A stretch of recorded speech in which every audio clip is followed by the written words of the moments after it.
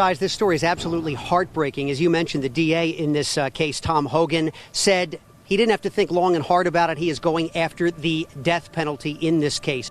Let me tell you about an American horror story. Gary Fellenbaum is a 275-pound man, and he is punching a 3-year-old boy in the head. You notice it's got tape wrapped around it. That's so the defendant wouldn't hurt his hand on the sharp edges. What do the defendants do then? They stuck him in the shower to revive him, to bring him back for more abuse. Gary Fellenbaum and Jillian Tate tied the two boys up by their feet over a door and beat them. And while they were doing that, they were laughing. We will seek the death penalty in this case. This story may be one of the most heartbreaking you'll ever hear. It will challenge your faith in human nature and in the very people who are supposed to protect the most innocent among us. If the boy had just eaten his breakfast, none of this would have happened. That was the excuse given by a man after he beat a 3-year-old child to death. On November 4, 2014 in Pennsylvania, seasoned nurses at Brandywine Hospital stood in silence, tears running down their faces. In front of them lay the broken body of a little boy named Scotty McMillan, just 3 years old with bright red hair and blue eyes. Scotty wasn't just murdered, he was tortured, hung upside down, tied to a chair, beaten with fists, metal rods, and a homemade whip. He was starved, humiliated, and forced to endure unimaginable pain in the very home that was supposed to shelter him. And all of it, every blow, every scream, happened in front of adults who could have stopped it. Who should have stopped it? This is not just the story of one child. It is a mirror held up to a world where many still suffer in silence, a world where monsters live behind ordinary doors. Today we tell the case that the district attorney called an American horror story. This is the tragic life and brutal death of Scotty McMillan. Scott J. McMillan, Scotty, as everyone called him, was born on January 26, 2011 in Pennsylvania. He had bright red hair, sparkling blue eyes, and a smile that lit up the room. Even at just 3 years old, Scotty left an unforgettable mark on everyone who met him. He was a quiet, affectionate child who adored his big brother Ryan. Wherever Ryan went, Scotty would follow. He looked up to him with wide-eyed admiration and tried to mimic everything he did. The two boys shared a close bond, playing hide-and-seek, drawing pictures, pretending to be superheroes together. Scotty loved toy cars and was obsessed with Thomas the Tank Engine. He often carried one of his favorite toy trains everywhere he went. His favorite color was green. He loved to sing in the car during rides with his Aunt Kim, his small voice filling the space with joy. "That child made the world feel brighter," she once said. Before the horrors began, Scotty lived like any other toddler. He giggled at tickle fights, snuggled up at bedtime, and sang songs with his brother. His mother, Jillian Tate, often posted pictures of him online. Photos that showed a happy, growing boy with a shy grin and endless energy. You'd never imagine how quickly that world would unravel. At just 3 years old, Scotty was still learning how to form full sentences. He was still discovering how to be brave in the dark. He still needed help tying his shoes, brushing his teeth, and reaching the kitchen counter. But most of all, he needed love and protection. He never got that. In just a few months, Scotty would go from a joyful, curious child to the victim of one of the most horrific cases of child abuse in recent memory. Scotty's early years were marked by instability, but no one could have predicted the nightmare that would unfold. His parents, Jillian Tate and Lawrence Lauren McMillan, had a rocky relationship. After years of trying to make things work, they finally separated in late 2013. Lauren moved to Kansas and gradually lost touch with his sons. From that point on, Jillian was left to raise Scotty and his older brother Ryan on her own. At first, she seemed to try.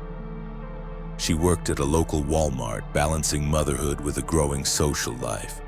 She posted cheerful pictures of her boys on social media. But as time went on, cracks began to show. Jillian's financial struggles worsened. Family members started to worry. She began searching online for older men who could support her. Incredibly, she included her children's names in these public listings, a chilling sign of just how exposed her sons had become. In September 2014, Jillian met Gary Lee Fellenbaum III, a fellow Walmart employee. He was 6 years younger than her, weighed around 275 pounds, and had an explosive temper. More alarmingly, Gary was married with an 11-month-old daughter. He told Jillian his marriage was essentially over, blaming financial constraints for still living with his wife, Amber. It was a fatal misjudgment. Within days of meeting, Jillian agreed to move in with Gary and brought her children into his chaotic world.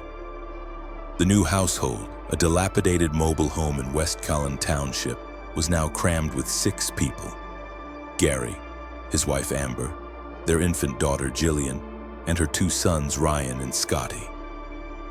From the outside, it may have looked like a patchwork family trying to make ends meet. But inside that trailer, behind closed doors, a cruel hierarchy was forming, and the youngest were at the bottom. No one knew at the time, but Jillian had just placed her children in the grip of a violent predator, and the first warning signs were ignored. Jillian never updated Ryan's school with their new address, a decision that would later prevent teachers from finding the boys when they disappeared from class. Friends noticed Jillian looked increasingly withdrawn and exhausted. She seemed different, hollow, anxious, but no one pressed hard enough to find out why. Gary, meanwhile, demanded respect from the boys. When they didn't respond the way he wanted, he escalated. What started as open-handed spanking quickly turned into systematic, sadistic abuse. Jillian didn't stop it. Over time, she began participating. 2 young boys, once surrounded by toys and laughter, were now isolated, locked in rooms for hours, and beaten for the smallest disobedience. And no one came to help.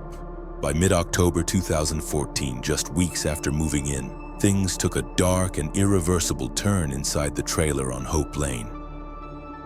What happened over the next 3 weeks was not just abuse, it was torture. Gary's punishments became more elaborate, more deliberate. He hung both Ryan and Scotty upside down by their feet, suspending them over a door while he beat them with fists, wooden spoons, and even a frying pan. The boys were not allowed to use the bathroom. They had to relieve themselves in secret and hide the evidence, because any mess would lead to more violence. Ryan, the older brother, learned to go still, to freeze and stay silent. He figured out that the less he reacted, the more likely Gary would lose interest. But Scotty, just 3 years old, didn't understand this awful survival tactic. He cried, he squirmed, he tried to protect himself. And that made him Gary's primary target. Jillian did not stop the abuse. In fact, she joined in. She laughed with Gary during the beatings. So did Gary's wife, Amber. 3 adults watched a toddler suffer, and none of them intervened. There was one moment when it could have all ended. Ryan's teachers became alarmed after he stopped attending school. They called. They wrote letters. Eventually, they visited the last known address. But Jillian had never updated their contact information. So when the teachers arrived, no one was there. They left a note on the door and unknowingly walked away from a crime scene. From November 2nd to November 4th, 2014, Scotty lived his final days in agony. Gary crafted makeshift torture tools, a whip from electrical cords, a metal curtain rod, an aluminum strip wrapped in duct tape to protect his own hands, while leaving the edges sharp enough to tear skin. On the morning of November 3rd, Scotty woke up too weak to eat a piece of cinnamon toast. Jillian tried to force it into his mouth. When he couldn't swallow, Gary interpreted it as disrespect He beat the child with his fists in the stomach and face, then dragged him into the bedroom and slammed his small body against the wall so hard that his head left an imprint. When Scotty lost consciousness, they shoved him under a cold shower to revive him, just so they could start over again. The next morning, November 4th, Scotty's face was red and badly swollen. Again, Gary tried to make him eat. Again, Scotty couldn't. That was the final straw. Gary taped Scotty's hands and feet to a chair. Then, standing over this defenseless child, he beat him in the face and torso until Scotty vomited and lost consciousness again. Jillian stood by. Amber watched. No one stopped it. When the cold shower failed to wake Scotty, they dumped him into an ice bath. Still no response. Only then, after hours of beatings when the child was limp and unresponsive, did they place him on a deflated air mattress and leave him there to die. That night, as Scotty lay dying, the adults went shopping for cars. They bought pizza, they ate, they had sex, they took naps. Only around 7:30 p.m. did Jillian check on her son. He wasn't breathing. She screamed. Amber called 911. Paramedics rushed to the trailer, but it was far too late. Scotty's body was covered in bruises, cuts, and injuries too numerous to count. His short, beautiful life had ended, alone, broken, and abandoned. What happened next would shake the entire community. When paramedics arrived at the trailer on November 4th, 2014, they were met with a scene so horrifying it would haunt them for years. Scotty McMillan's small body was cold, lifeless, and bruised from head to toe. Blood had seeped from his nose, mouth, and ears. He had puncture wounds, internal injuries, and trauma consistent with prolonged, violent abuse. Despite the emergency team's efforts, he was officially pronounced dead at 7:45 p.m. at Brandywine Hospital. Even experienced medical staff couldn't hold back tears. One nurse later said the image of Scotty would live in her heart forever. One first responder wrote, "That child changed me." The investigation began immediately. Police officers entered the trailer and found what they described as a house of horrors. There were holes in the drywall where the children's heads had been slammed. A deflated air mattress stained with blood. A homemade whip fashioned from cords and tape. A bent metal curtain rod. An aluminum strip used to inflict pain. And electrical tape used to tie down a child during his final beating. They found only one photograph of Scotty in the entire house. Scotty's older brother, Ryan, showed clear signs of physical abuse and was rushed to a specialized children's hospital before being placed into protective custody. Gary's infant daughter was physically unharmed. All three adults, Gary Fellenbaum, Jillian Tate, and Amber Fellenbaum, were taken in for questioning. Gary chillingly told detectives that none of this would have happened if the kid had just eaten his breakfast. On November 6th, Gary and Jillian were arrested and charged with multiple crimes, including first-degree murder, conspiracy to commit murder, and aggravated assault. Amber was arrested the next day for child endangerment and failure to act. The case drew national attention. Chester County District Attorney Tom Hogan held nothing back. Standing before the press, he called it an American horror story. He announced that the state would seek the death penalty against Gary, a punishment rarely pursued in the county, reserved only for the worst of the worst. But the decision wasn't simple. Despite overwhelming evidence, including hours of confessions, corroborating statements from both Jillian and Amber, and Scotty's heartbreaking injuries, there was one factor holding the prosecution back. In order to secure a death sentence, they would have to put Ryan, Scotty's 6-year-old brother, on the witness stand. They would have to make him relive every moment he'd survived, and they couldn't bring themselves to do it. So in 2015, Gary Lee Fellenbaum agreed to a plea deal. He pleaded guilty to first-degree murder, aggravated assault, conspiracy, and possession of instruments of crime. In exchange, he avoided execution, but received life in prison without parole plus 20 additional years. The district attorney made a chilling observation. Gary Fellenbaum's life was spared by the very child he helped destroy. It was Ryan's trauma we refused to deepen. Evil in this case was spared because we chose compassion for a boy who had already suffered enough. In 2017, Amber pleaded guilty and was sentenced to 6 to 16 years. That same year, Jillian Tate pleaded guilty to third-degree murder in exchange for dropping the death penalty. During her sentencing, a letter from Ryan was read aloud in court. In that letter, the little boy wrote to his mother, "You were supposed to protect us, but because of you, Scotty is gone. You're the worst mom in the world." Jillian was sentenced to 42 to 94 years in prison. The justice system had spoken, but the community would not stay silent. The death of Scotty McMillan didn't just devastate a family, it sent shockwaves through an entire nation. The brutality of the case and the unbearable image of a small red-haired boy beaten to death in a trailer sparked outrage across Pennsylvania and far beyond. In Chester County, where violent crime is rare, people were shaken to their core. What kind of society allows a child to suffer like this? What warning signs did we miss? Vigils were held in Scotty's memory. At one candlelight gathering, local parents held their children close as community leaders read aloud Scotty's favorite song lyrics. Others silently wept. A small blue train, Thomas the Tank Engine, was left at the base of a memorial surrounded by flickering lights and stuffed animals. On November 12, 2014, Scotty was laid to rest in a custom-made casket adorned with images of Thomas. A toy train was placed beside him. He was buried at Northwood Cemetery in Chester County, his short, bright life mourned by strangers who felt like they knew him. People across the country demanded to know, how did this happen? Why weren't there more safeguards in place? Why didn't the school find the children in time? How could social services, neighbors, and extended family all miss or ignore the signs? Online outrage boiled over.